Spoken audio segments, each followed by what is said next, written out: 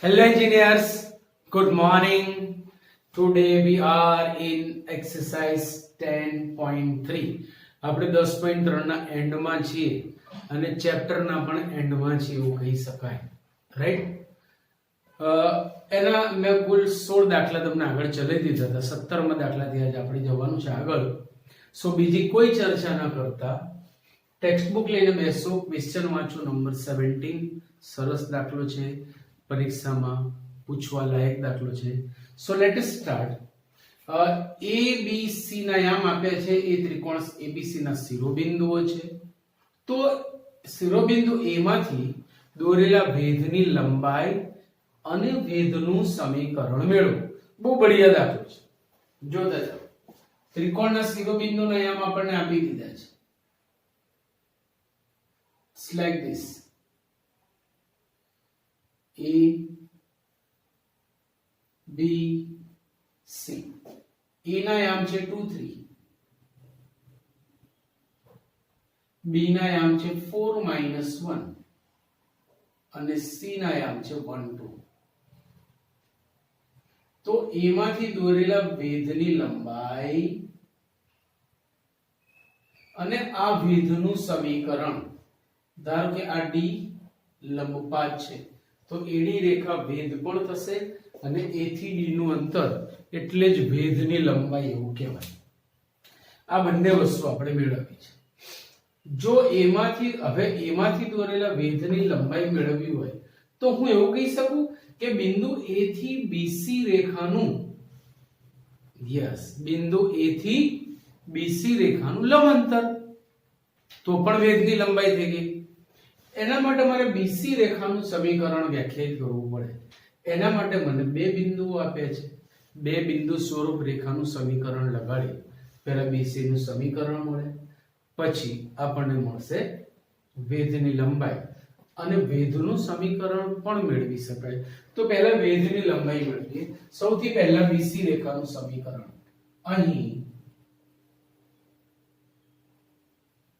BC રેખા નું સમીકરણ બે બિંદુ સ્વરૂપ x1 y1 ને x2 y2 માંથી પસાર થતી રેખાનું સમીકરણ x x1 upon x2 x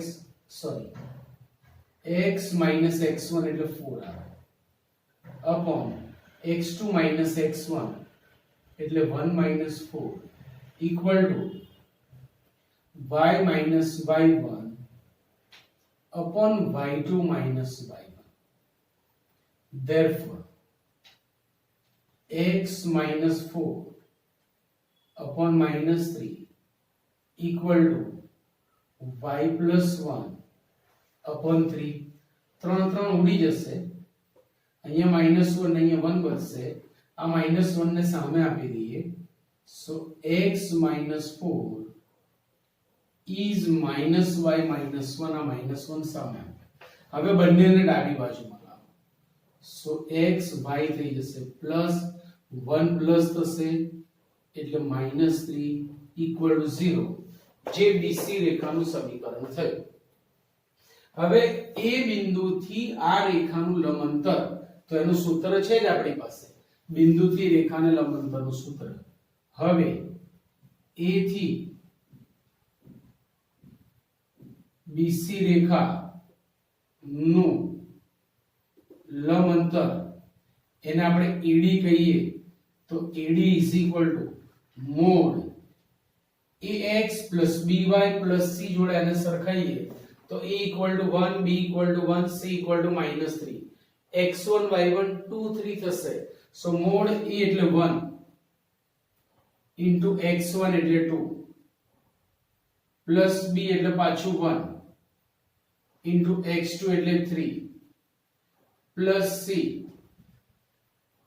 upon under root a square plus b square એટલે 1 plus 1 equal to 2 plus 3 minus 3 upon root 2 3 चल बसे 2 upon root 2 का दूसरा नाम होगा √2 સો આ થઈ ગઈ ભેદની લંબાઈ.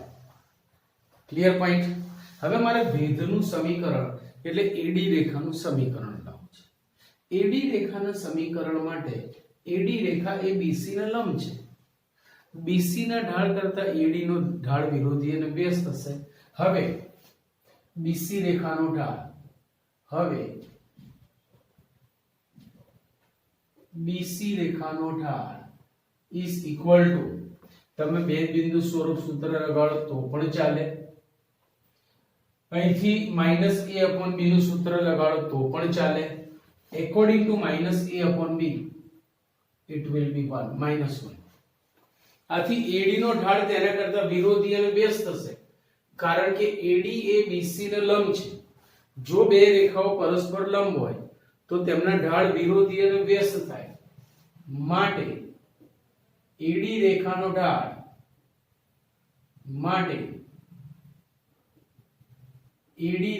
ઢાળ ઇક્વલ ટુ 1 થાય. માટે AD રેખાનો ઢાળ ઇક્વલ ટુ 1 થાય. હવે AD નો ઢાળ છે, AD પરના એક બિંદુના યામ પણ છે, તો ઢાળ બિંદુ સમીકરણથી આપણને AD નું સમીકરણ મળી જાય. માટે વેધ AD રેખાનું સમીકરણ જો 2 3 માંથી પસાર થતી અને એક ઢાળ વાળી, સો y - y1 equal to m into x - x1. x1 y1 માંથી પસાર થતી અને m ઢાળ વાળી રેખાનું સૂત્ર લગાડ્યું આપણે. હવે સાદું રૂપ આપો y એનું માત્ર, સો y - 3 is x - 2. બધું જબામાં લઈ જઈને ઉલટાઈને લખો. x તો જબામાં છે જ, y ગયા સામને તો हुआ -3 हुआ +3 -2 is +1 equal to 0, જે માંગેલ ભેદનું સમીકરણ છે. તો ભેદની લંબાઈ √2 અને ભેદનું સમીકરણ x - y +1 equal to 0 છે. ચાલો ક્વેશ્ચન 18. જે રેખાના અક્ષો પરના અંતઃખંડ a અને b, હવે x અંતઃખંડ a છે એટલે રેખા x અક્ષને a0 માં છેદે, અને y અંતઃખંડ b છે એટલે કે રેખા y અક્ષને 0 b માં છેદે. રેખાના અક્ષો પરના અંતઃખંડ a અને b હોય અને ઉગમ બિંદુમાંથી રેખા પરના લંબની લંબાઈ p હોય તો આ પરિણામ સાબિત કરો. હવે a અને b અંતઃખંડ તો આપણે આગળ પણ ચર્ચા થઈ હતી કે જ્યારે અંતઃખંડ શબ્દ આવે ને ત્યારે રેખાનું સમીકરણ આપણે x / a + y / b = 1 લઈ લેવાનું. આ વસ્તુ આપણે ક્લિયર છે. તો અહીં રેખાના અક્ષો પરના અંતઃખંડ a અને b હોવાથી અહીં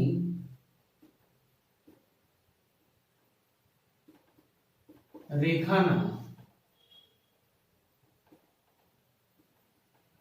અક્ષો પરના અંતઃખંડ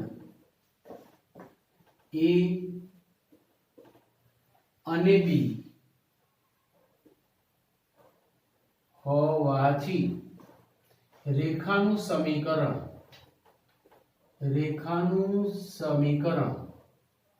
x / a + y/b is equal to 1 થાય. હવે હું આને ax + by + c = 0 માં ફેરવવા માંગુ છું. એના માટે હું ab લસા લઉં તો b यहाँ, b यहाँ, a यहाँ, a वहां गुणा से. લસાનું કામ તમને આવડે છે, સમજાવવાની જરૂર નથી. સો bx + ay equal to ab, therefore bx + ay minus ab equal to 0. જેને મેં કન્વર્ટ કર્યું ax + by + c equal to 0 સ્વરૂપમાં. વળી આ રેખાનું ઉગમ બિંદુથી અંતર p છે. ઉગમ બિંદુથી અંતરનું સૂત્ર આપણી પાસે છે, mod c / √a² + b², અને ax plus B Y plus C equal to 0 કહી શકો તો a નું મૂલ્ય b મળશે, b નું મૂલ્ય a મળશે, c નું મૂલ્ય માઈનસ b મળશે. સમજણ પડી જાય એવું છે. જેનું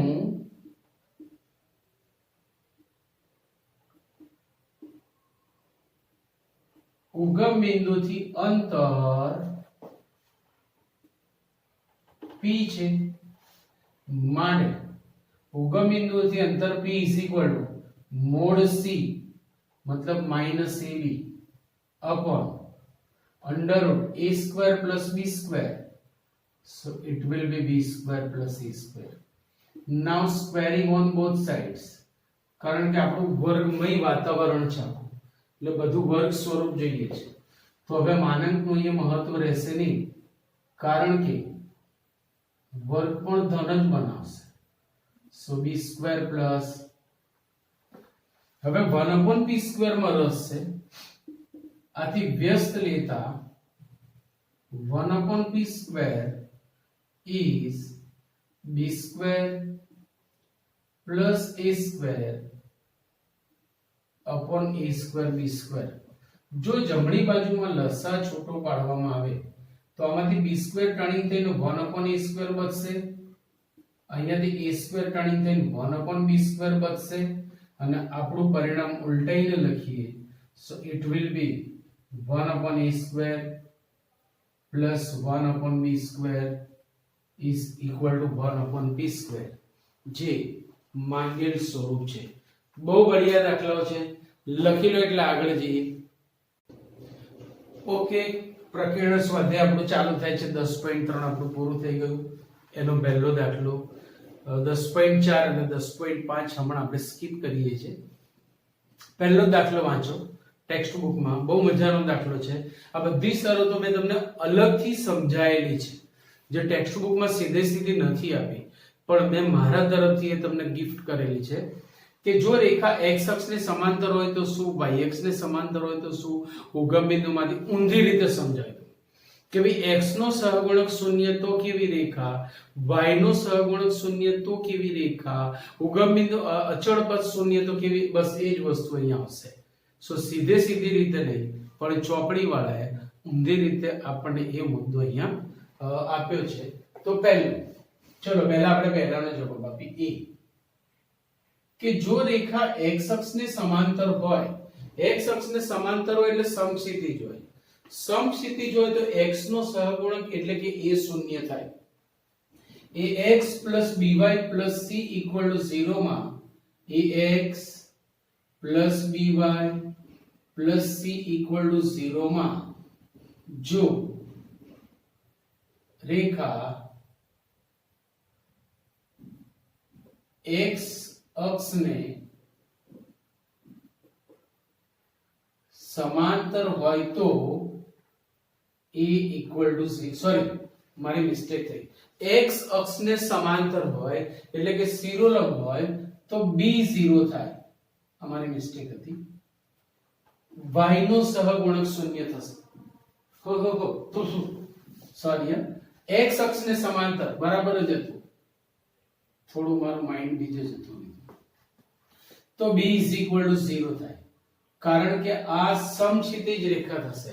સમક્ષિતિજ રેખાનો બાહ્યમ અચળ એવું આપણે લખાયું છે, શિરોલંબ રેખાનો એક્સિયમ અચળ એવું પણ લખાયું છે. તો b 0 થાય. b એટલે y નો સહગુણક. જો રેખા x અક્ષને સમાંતર હોય તો y બરાબર અચળ એટલે x નો સહગુણક શૂન્ય થાય. y બરાબર અચળ એટલે x નો સહગુણક શૂન્ય થાય. કેમ આજે મારું માઇન્ડ કામ નથી કરતું? આથી a 0 થશે, સોરી. હવે જો a 0 થતું હોય તો x નો સહગુણક શૂન્ય, એ અને ax by c equal to 0 જોડે સરખાઈએ. therefore અહીં ક્યાં આગળ ભાઈઓ, અહીં x નો સહગુણક a ની જગ્યાએ છે k - 3 equal to 0 and therefore k is equal to 3. કેટલું ઈઝી છે. જો રેખા સમક્ષિતિજ હોય એટલે કે x અક્ષને સમાંતર હોય તો y બરાબર અચળ થાય એટલે કે x નો સહગુણક શૂન્ય થાય. x નો સહગુણક, એની પરથી આપણને આ શરત મળે. બીજું, જો y અક્ષને સમાંતર તો y અક્ષને સમાંતર એટલે શિરોલંબ રેખાનો એક્સિયમ અચળ લાવવા માટે y નો સહગુણક શૂન્ય લેવું પડે. y નો સહગુણક એટલે b = 0 થાય. હવે અહીંયા b કોને કહીશું તો ax + by આને કહીશું. therefore 4 - k² = 0. that implies k² = 4. that implies k = +or -2. k = +or -2. હવે ત્રીજું શું કીધું છે કે રેખા ઉગમ બિંદુમાંથી પસાર થાય. જો ઉગમ બિંદુમાંથી પસાર થાય તો તેના અચળ c નું મૂલ્ય 0 થાય. એટલે કે ત્રીજી શરત અને છેલ્લી શરત, જો ઉગમ બિંદુમાંથી પસાર થાય તો c = 0 થાય. c એટલે અચળ પદ. અહીંયા અચળ પદ છે k² - 7k + 6 અને ax + by + c = 0 જોડે સરખાઈએ તો therefore k² - 7k + 6 = 0. इसके अवयव पड़ेंगे कि नहीं पड़ेंगे? पड़ेंगे. Sorry, k² - 6k - k + 6 = 0. पहला બે માંથી k કોમન તો બચેगा k - 6. અહીંયાથી -1 common = 0. therefore k = 1 or k = 6. આમ ત્રણ શરતોને અનુરૂપ અહીંયા આપણને k ના મૂલ્યો મળે છે. વન ઓફ ધ બઢિયા દાખલો નંબર 2. રેખા √3x + y + 2 = 0 નું અભિલંબ સ્વરૂપ આ છે તો થીટા અને p શોધો. એટલે ઇન શોર્ટ આપણે શું કરીશું? આને અભિલંબ સ્વરૂપમાં ફેરવીશું. અભિલંબ સ્વરૂપમાં ફેરવવા માટે અભિલંબ સ્વરૂપને મેં બીજું નામ પણ આપેલું છે p અલ્ફા સ્વરૂપ. રાઈટ, p અલ્ફા સ્વરૂપ.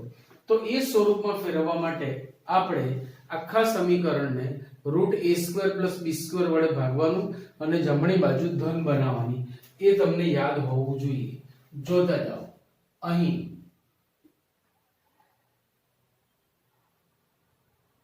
√3x + y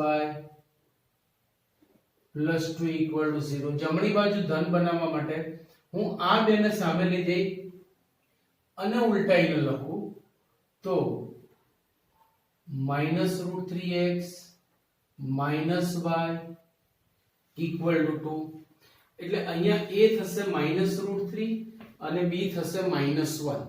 તો સમીને √a² + b² વડે ભાગતા તો પહેલામાં પહેલું આપણે વ્યાખ્યાયિત કરીશું √a² + b². હવે √a² + b² = √3 નો સ્ક્વેર 3 થશે, 1 નો સ્ક્વેર 1 થશે, વર્ગમૂળ 2 થશે. તો સમીને 2 વડે ભાગતા આ થશે -√3/2 × x -1/2 × y = 1. આને તમે x cos alpha એટલે કે અહીંયા થીટા સ્વરૂપ છે તો થીટા લખીશું અલ્ફાના સ્થાને.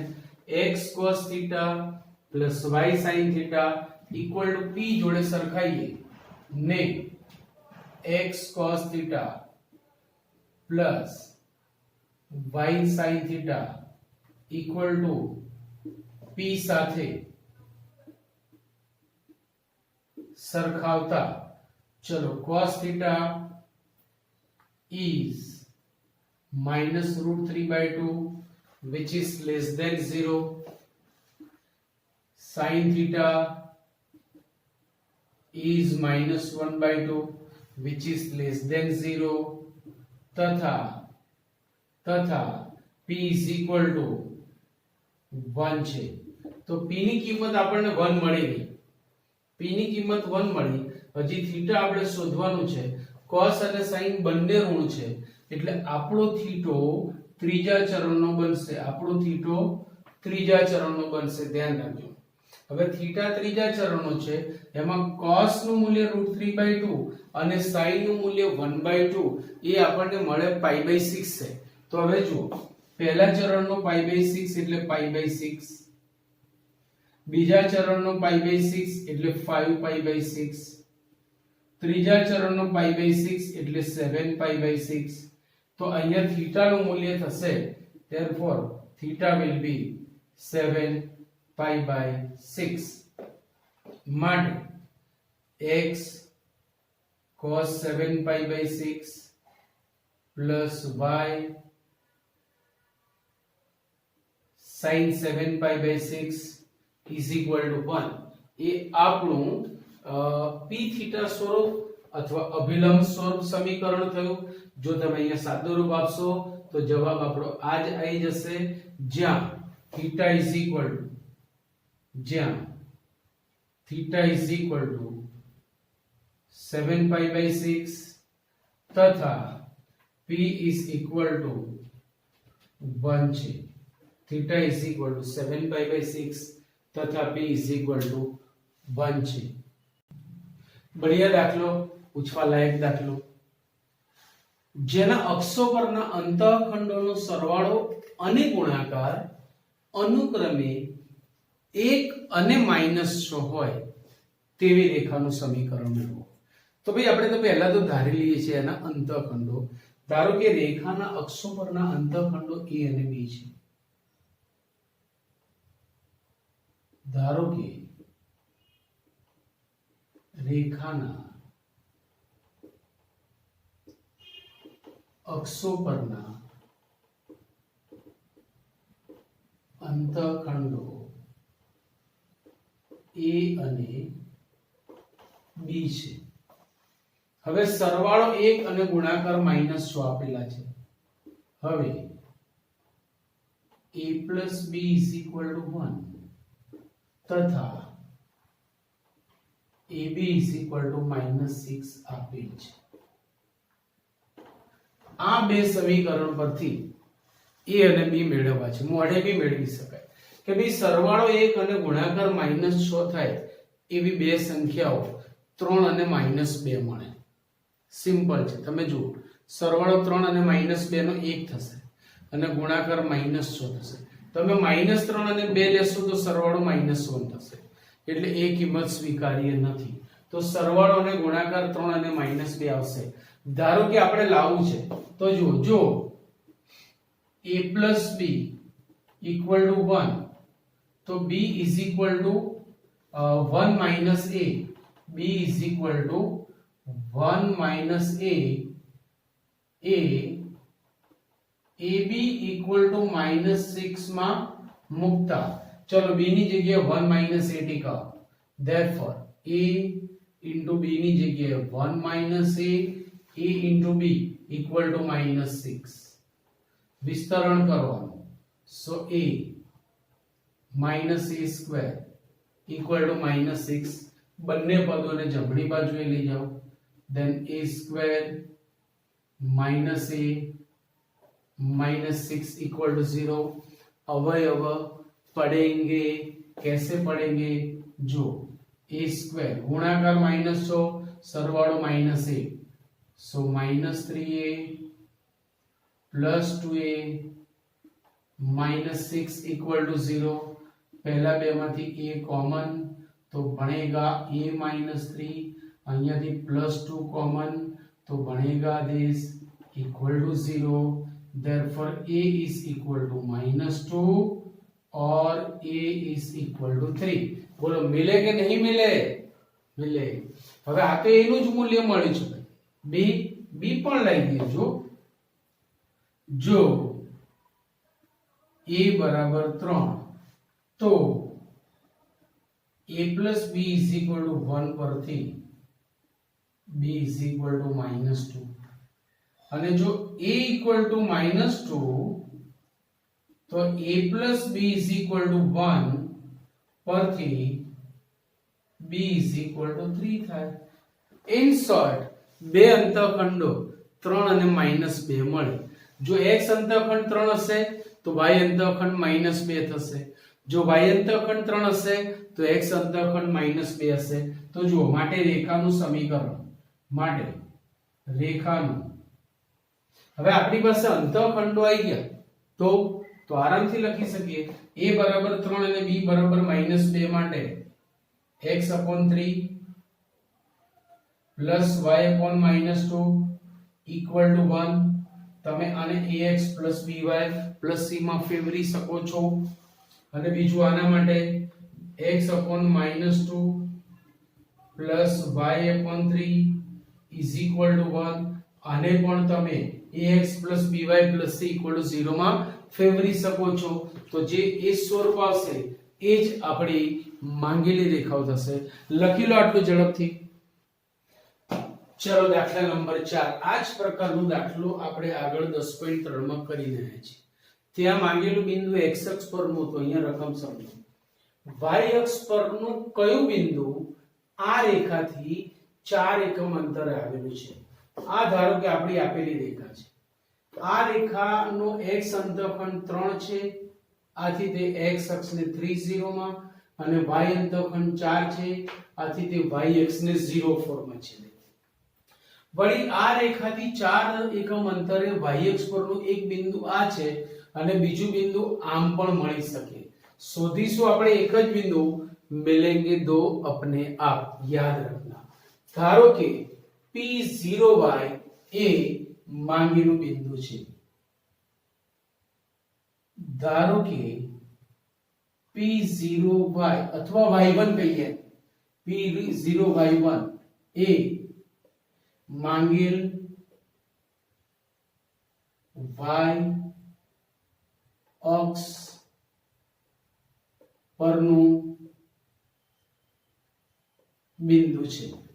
હવે બિંદુથી રેખાનું લંબાંતર 4 એકમ આપી દીધું છે.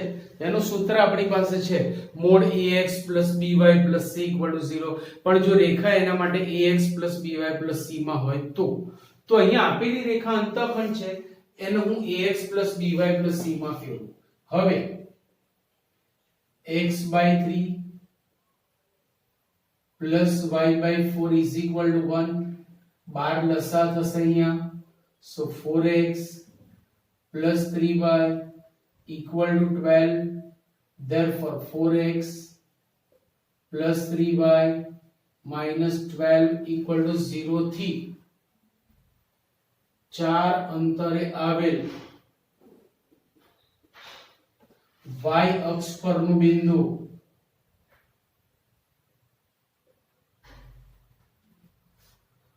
P0y1 છે. मतलब આ રેખાથી આ બિંદુનું અંતર 4 એકમ છે. સો એનું સૂત્ર આપણી પાસે છે, રેખાનું સમીકરણ ax by c આવી ગયું. તો ચલો according to formula mod ax1, so 4 into 0 plus by1 plus c upon under root a square plus b square 16 plus 3 equal to 4 is given. Sorry, 3 નો વર્ગ 9 થશે. Therefore mod 4 0 0 આ થશે 3y1 minus 12. 16 ને 25 નું વર્ગમૂળ 5 સામે ગયા 20 થયા. માનાંક જાય ને સામે પ્લસ ઓર માઈનસ મૂકતા જાય. So 3y1 minus 12 is equal to 20. Therefore 3y1 minus 12, sorry, plus or minus 20. Therefore 3y1 minus 12 is 20, or 3y1 minus 12 is minus 20. આને સામે લઈ જાઓ. So 3y1 is 20 ને 12 અથવા 3y1 minus 12 ને સામે લઈ જાઓ, પ્લસ થશે, it will be minus 8. Therefore y1 is equal to 32/3 or y1 is equal to -8/3. તમે જોઈ શકો છો કે બે વાળિયા મળ્યા, એક આ અને એક બીજો અહીંયા. શોધવા ભલે એક નીકળ્યા, મળ્યા તો બે જ. આમ p 0 32/3 તથા q 0 -8/3 માંગેલા બિંદુ છે. Clear point. જો પાંચમો દાખલો बढ़िया દાખલો, મોટો દાખલો, 4 માર્કમાં પૂછી શકાય એવો દાખલો, ધ્યાનથી જોજો. રકમ બહુ સહેલી છે, પણ દાખલાનું જે સાદુરૂપ છે, જે ત્રિકોણમિતીય સાદુરૂપ છે, એ બહુ ડેન્જર છે. આ બે બિંદુમાંથી પસાર થતી રેખા પર ઉગમ બિંદુમાંથી દોરેલા લંબનું લંબ અંતર મેળવો. ભાઈ ઉગમ બિંદુમાંથી દોરેલા લંબનું લંબ અંતર એટલે જ ઉગમ બિંદુથી લંબાઈ. એનું સૂત્ર છે |c √a² + b². તો પહેલા તો આપણે બે બિંદુમાંથી પસાર થતી રેખાનું સમીકરણ મેળવીએ. અહીં a cos θ sin θ તથા b cos phi sin phi માંથી પસાર થતી રેખાનું સમીકરણ. બે બિંદુ સ્વરૂપ રેખાનું સમીકરણ. આને x1 y1 x2 y2 theta અને ફાઈ ભેગા ના થઈ જાય, ધ્યાન રાખજો. x - x1 x - sin θ upon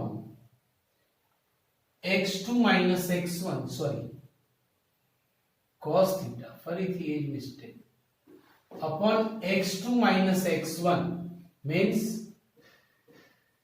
cos phi minus cos theta is equal to y minus y1 એટલે કે sin theta upon y2 minus y1 मतलब sin phi minus sin theta. હવે અહીંયાથી જે ત્રિમી સાદુરૂપ છે એ ખૂબ જ અગત્યનું છે, બરાબર ધ્યાન રાખજો. એક્ઝેક્ટ બુકના સ્વરૂપમાં હું આન્સર લાવું છું, એટલા માટે મેં હમણાં કીધું એમ. ચલો અહીંયા c - c અને s - s ના સૂત્રો લગાડીશું.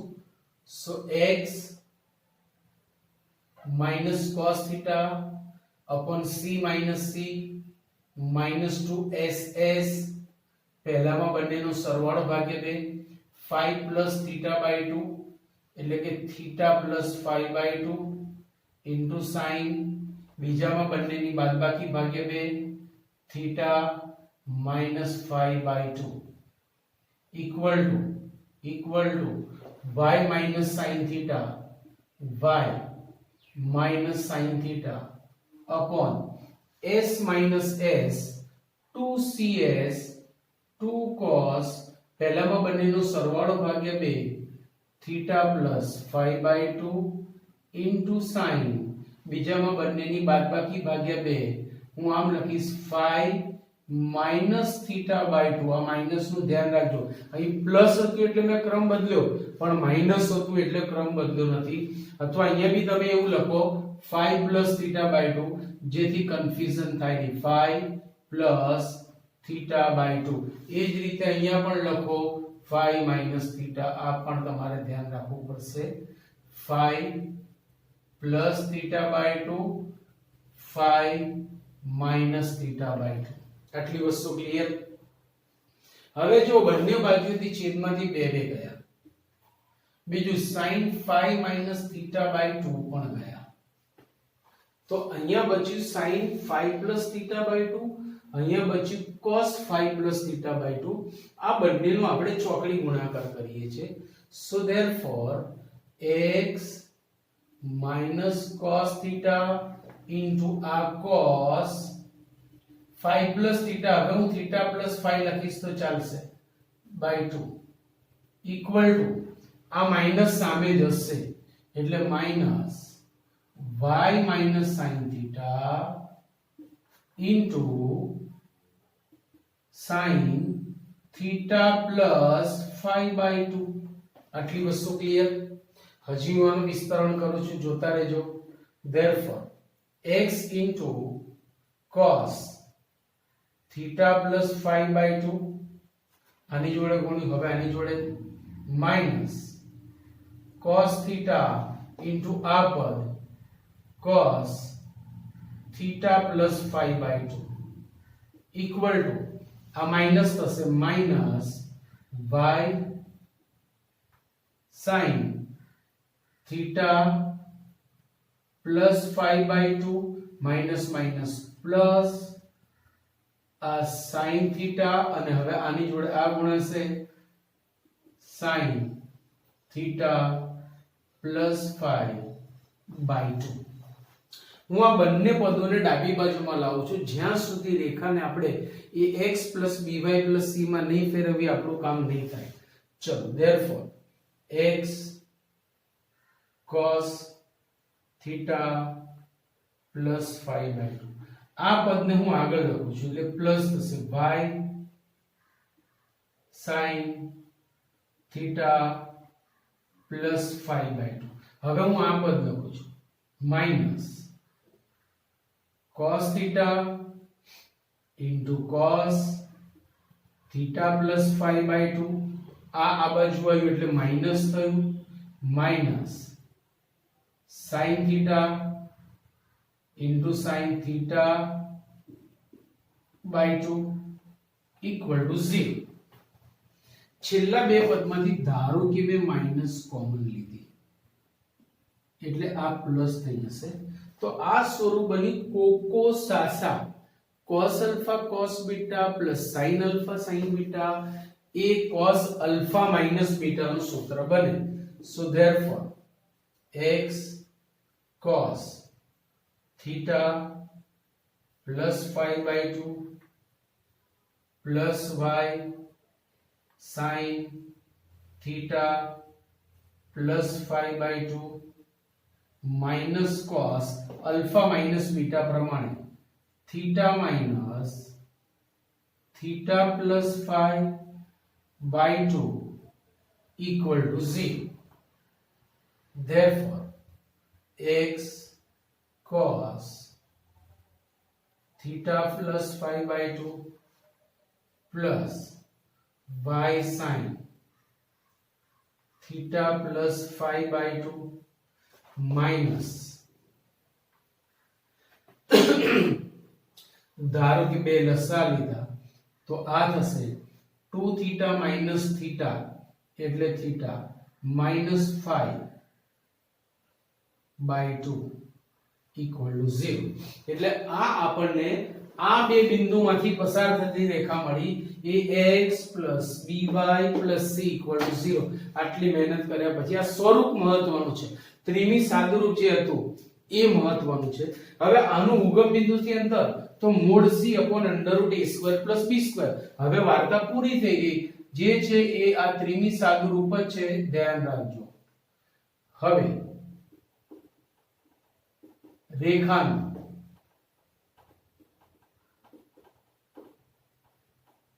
ઉગમ બિંદુથી અંતર is equal to mod c mod minus cos theta